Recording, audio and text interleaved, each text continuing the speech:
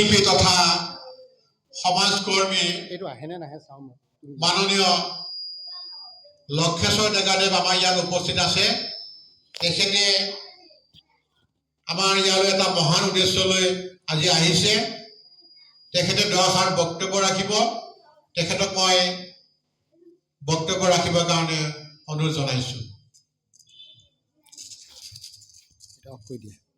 তেখেত আমাৰ এই অঞ্চলৰ এজন চিনাকি ব্যক্তি।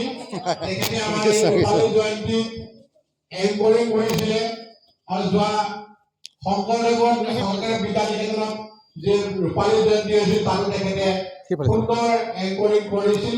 গতিকে তেখেতৰ উদ্দেশ্য আমাৰ সন্মুখত জনাবৰ কাৰণে নমস্কাৰ সকলোকে। সকলোৱে কৈছে যে এওঁ কৈছে মোৰ নাম লক্ষেশ্বৰ ডেকা, মই জাগি ভকত গাঁৱৰ পৰা আহিছোঁ। বিশেষ এটা উদ্দেশ্য লৈ আপোনালোকৰ ওচৰলৈ আহিলোঁ।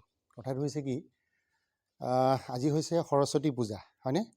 বাগদেৱী সৰস্বতীৰ আজি পূজা। যিসকল ছাত্ৰ ছাত্ৰী তেওঁলোকে সৰস্বতীক সদায় মানে সেৱা কৰে, পূজা কৰে, হয়নে? বিদ্যাৰ অধিষ্ঠাত্ৰী দেৱী।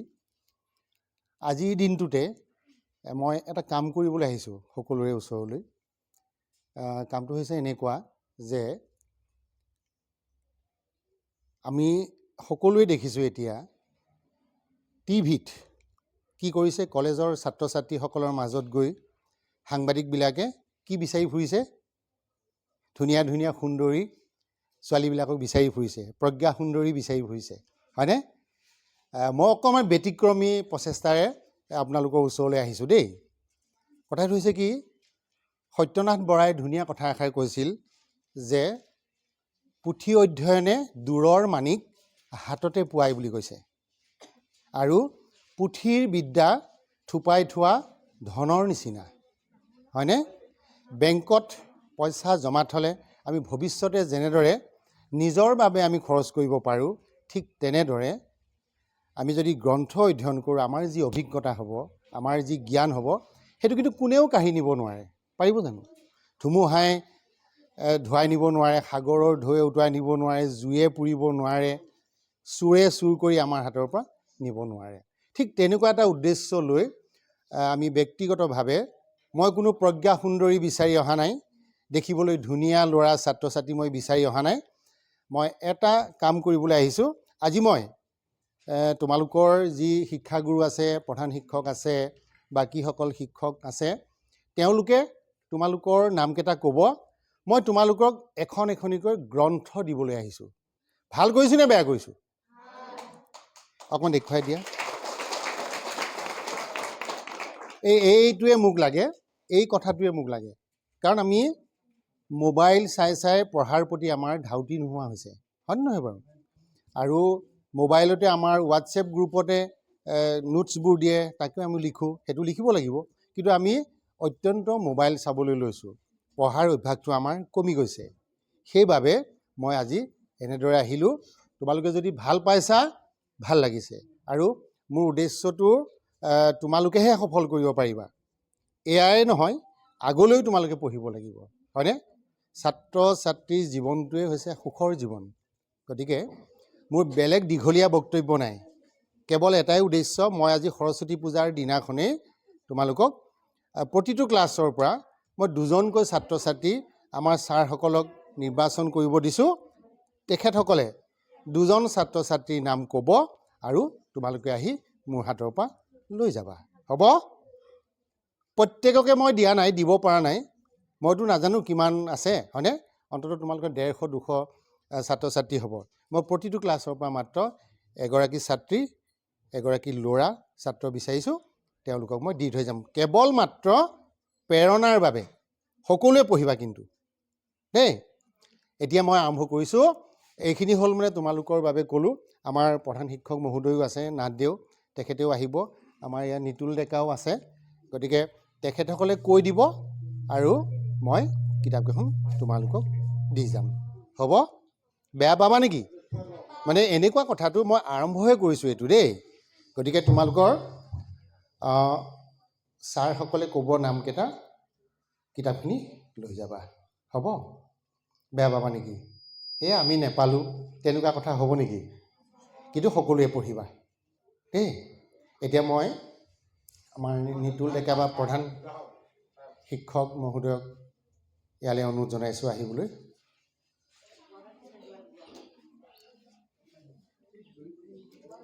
এয়া সৰস্বতী দেৱী, দেখুৱাই দিয়া অকণমান সৰস্বতী। আমাৰ ভকত বৈষ্ণৱে ৰৈ আছে এনেদৰে, দেখুৱাই দিয়া, লাহে লাহে দেখুৱাবা। এফাকি সৰস্বতী বন্দনা গাই দিব পাৰিবা নেকি? যা দেৱী সৰ্বভূতেষু বিদ্যাৰূপেণ সংস্থিতা নমস্তস্যৈ নমস্তস্যৈ নমস্তস্যৈ, হয়নে? মানে আমি এটা সৰুতে গাইছিলোঁ নহয়, দেৱী সৰস্বতী, লোকে বোলে সৰস্বতী, আমি বোলো আই, যিখিনি নোৱাৰোঁ দিবা সোঁৱৰাই, হয়নে নহয়? গতিকে একো নাই, আমাৰ প্ৰধান শিক্ষক মহোদয় আছে, মই দেৰি নকৰোঁ, মই আৰু এখন স্কুললৈ যাম। সেইবাবে তোমালোকক দিব লগা গ্ৰন্থকেইখন মই এতিয়াই দি থৈ যাম, হ'ব? শ্ৰদ্ধাৰ আজি এই শুভ অনুষ্ঠানত উপস্থিত থকা আমাৰ বিদ্যালয়ৰ শিক্ষাগুৰুসকল আৰু ভকত বৈষ্ণৱসকল, লগতে মৰমৰ ছাত্ৰ ছাত্ৰীসকল আৰু আমাৰ এই বিদ্যালয়লৈ অতিথি হিচাপে অহা লক্ষেশ্বৰ ডেকাদেৱ, তেখেতে আহি আমাৰ বিদ্যালয়ৰ আজি এই সৰস্বতী পূজা অনুষ্ঠানত এটা সুন্দৰ পদক্ষেপ আগবঢ়াইছে। সেই পদক্ষেপৰ জৰিয়তে তেখেতে আমাৰ ছাত্ৰ ছাত্ৰীসকলক এইটো অনুপ্ৰেৰণা দিব বিচাৰিছে যে আমি সদায় অধ্যয়নত বেছি গুৰুত্ব দিব লাগে। অধ্যয়নৰ জৰিয়তেহে জীৱনৰ সকলো কঠিন পথ অতিক্ৰম কৰিব পাৰি। সেয়ে তেখেতৰ মূল উদ্দেশ্য, আৰু এই উদ্দেশ্যক আমি সমূহ শিক্ষা মাধ্যমিক বিদ্যালয়ৰ তৰফৰ পৰা তেখেতক অশেষ কৃতজ্ঞতা জ্ঞাপন কৰিছোঁ।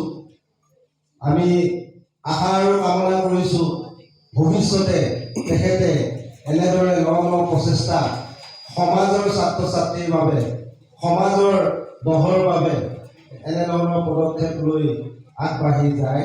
অশেষ ধন্যবাদ তেখেতলৈ জ্ঞাপন কৰিছোঁ। ছাৰলৈ ধন্যবাদ জ্ঞাপন কৰিছোঁ। এতিয়া আমি দেৰি নকৰোঁ, ছাৰে কৈ দিয়ক কাক কাক দিব, হয়নে? প্ৰথম একেবাৰে ক্লাছ 5ৰ পৰা আহক, 6ৰ পৰা, হয়নে? ঠিক আছে, আমি দি যাম।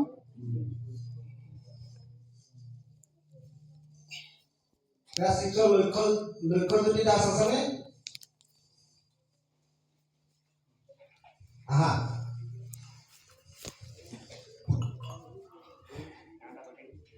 এইফালে দিয়া, এইফালে দেখুওৱা, এইখন লোৱা, হ'ব হ'ব কৃষ্ণ, এইফালে ঘূৰাই ইয়ালৈ সেইখিনি ইয়াত থাকা, ইয়াত থাকা। আৰু ছাৰ কওক। হৰিপ্ৰিয়া বৰদলৈ।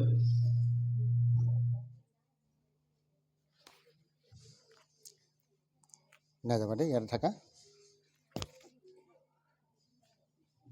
এইখন লোৱা। ক্লাছ 7ৰ বিৰঞ্জন দাস।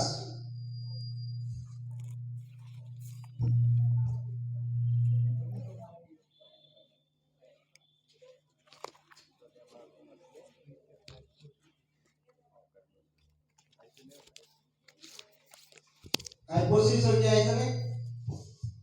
এইফালে দেখুৱাই দিয়া, এইফালে দেখুৱাই দিয়া। ইয়াতে ৰৈ থাকা। আৰু ক্লাছ 6ৰ কাব্যশ্ৰী শইকীয়া। সেইফালে চোৱা, সেইফালে ঘূৰা। এইফালে থকা, এইফালে থকা। ক্লাছ 7ৰ ক্লাছ 8ৰ ঋষামণি ডেকা।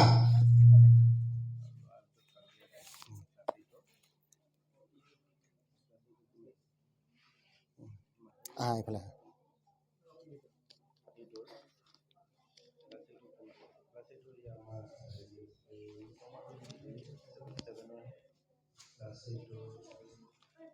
দিয়ক, আৰু দিব পাৰিব, যিকোনো দি দিয়ক, 9ৰ দি দিয়ক, 9ৰ। এইটো কোনো অহা নাই নেকি ক্লাছ 8 এই নয়নমণি আহিছে আহা নয়নমণি নে নয়নজ্যোতি নামটো কৈ দিয়ক সুন্দৰকৈ নামটো কি আছিলে নয়নমণি ডেকা বৰা নয়নমণি বৰা এইফালে চোৱা এইফালে যোৱা আৰু দিয়ক আৰু বেলেগ মাতি দিয়ক আছে কিতাপ আছে পিটিচি ডেকা দিয়ক আমাৰ প্ৰিয়ংকা ডেকা নাই ন প্ৰিয়ংকা হা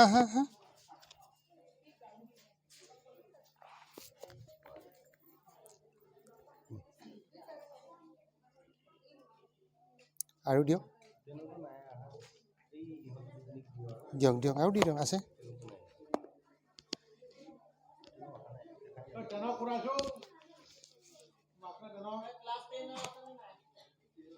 হ'ব বেলেগ দি দিয়ক আৰু আছে নহয় এই দুখন আপোনালোকৰ বাকীখিনি চাৰিজনক মাতি দিয়ক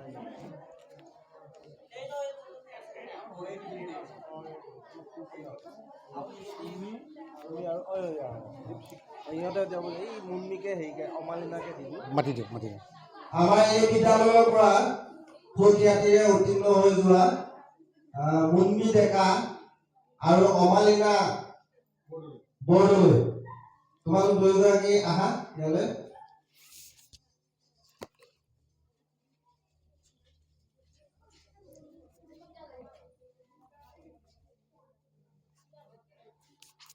হ'ব আহিব নালাগে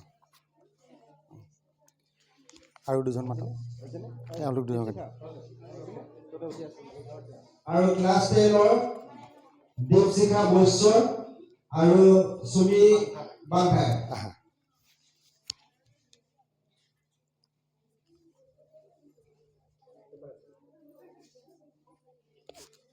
নাযাবা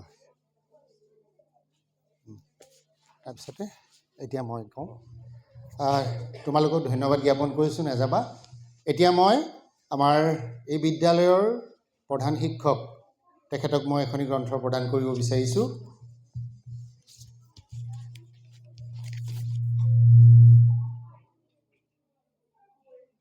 ঠিক আছে আন এগৰাকী আছে আমাৰ নিতুল ডেকা আহক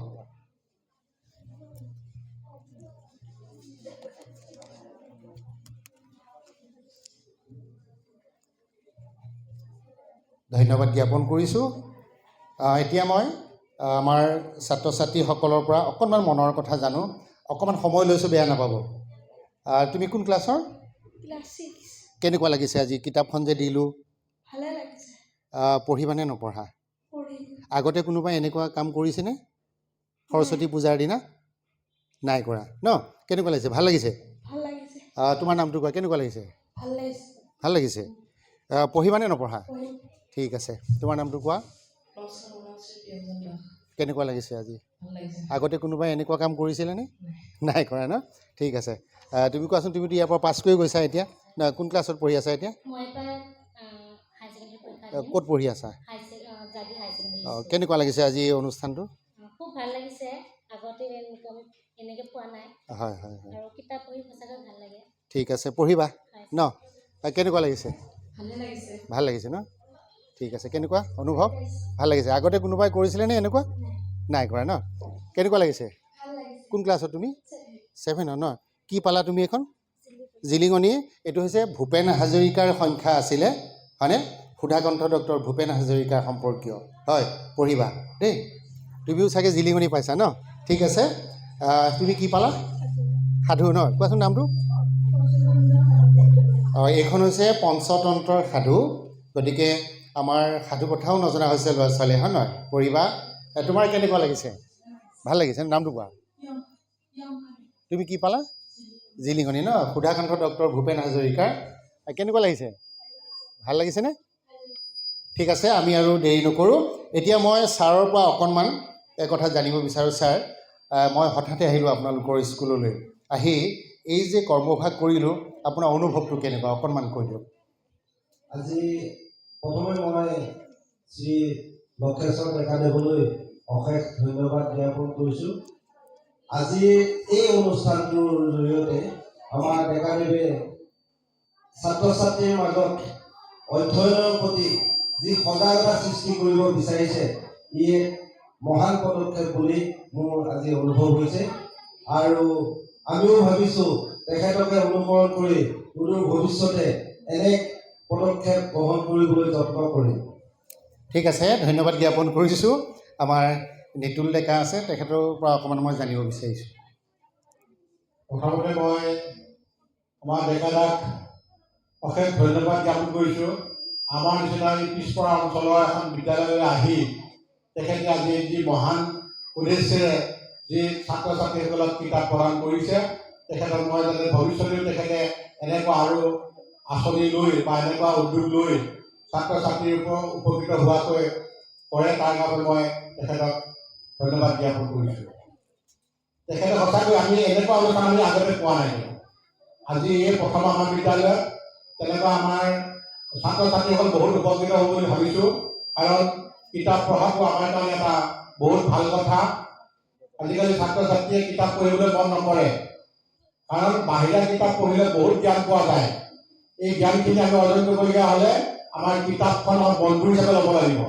কিতাপ আমাৰ পৰম বন্ধু। কিন্তু গতিকে কিতাপৰ জ্ঞানখিনি আমি অৰ্জন কৰিব পাৰিলে নিশ্চয় আমি এজন সুনাগৰিক হ'বলৈ আমি কুণ্ঠাবোধ নকৰিম বা সুনাগৰিক হ'ম।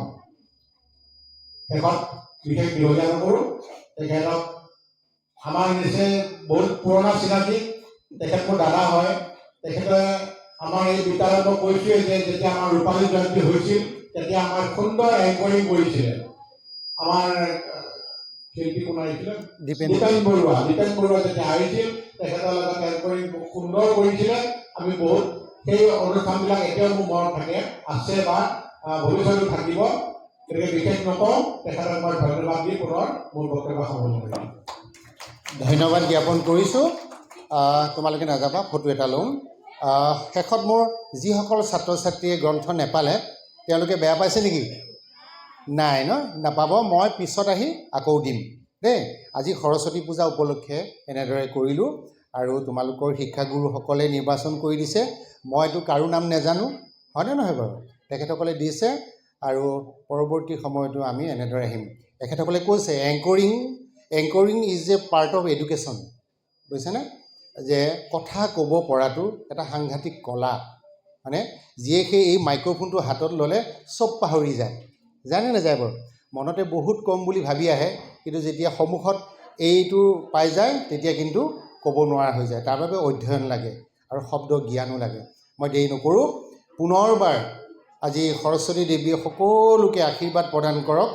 আৰু মই ক্ষুদ্ৰ প্ৰচেষ্টা লৈছোঁ, অধ্যয়ন বিমুখিতাৰ বিপৰীতে মোৰ এইটো যাত্ৰা। তোমালোকে পঢ়িবা, আগলৈ পঢ়িবা। আকৌ কৈছোঁ, পুথিৰ বিদ্যা থোপাই থোৱা ধনৰ নিচিনা, হয়নে? পুথি অধ্যয়নে দূৰৰ মানিক আমাক হাততে দিয়ে। আৰু এখন গ্ৰন্থ পঢ়া মানে সেই লিখকজনৰ সৈতে কথা পতা, হয়নে? লিখকজনৰ সৈতে কথা পতা। থমাছ হুডে কৈছিল যে গ্ৰন্থ অধ্যয়নে মোক জোৱাৰীৰ আড্ডাৰ পৰা, চোৰৰ আড্ডাৰ পৰা, ডকাইতৰ আড্ডাৰ পৰা মোক বেলেগ কৰি ৰাখিছিল। সেইবাবে তেওঁ ডাঙৰ মানুহ হৈছিল। গতিকে গ্ৰন্থ অধ্যয়ন কৰিবা। শেষত পুনৰবাৰ ধন্যবাদ জ্ঞাপন কৰিছোঁ আৰু সকলোকে মই সেৱা ধৰি আপোনালোকৰ বিদ্যালয়ৰ পৰা মই বিদায় ল'ম। এতিয়া ইয়াৰ পিছতে মই ঘগুৱালৈ যাম। ঘগুৱাটো এনেদৰে অনুষ্ঠান এটা কৰিম। পুনৰবাৰ সকলোকে ধন্যবাদ জ্ঞাপন কৰি আজি অনুষ্ঠানটো ইমানতে সামৰিছোঁ। সকলোৰে ভাল লাগিলনে? নোপোৱাসকলৰ মনটো বেয়া হৈ গ'ল। সকলোৱে ক'ব লাগে ভাল লাগিছে বুলি। ভাল লাগিলনে? ঠিক আছে বাৰু, একো নাই। ধন্যবাদ।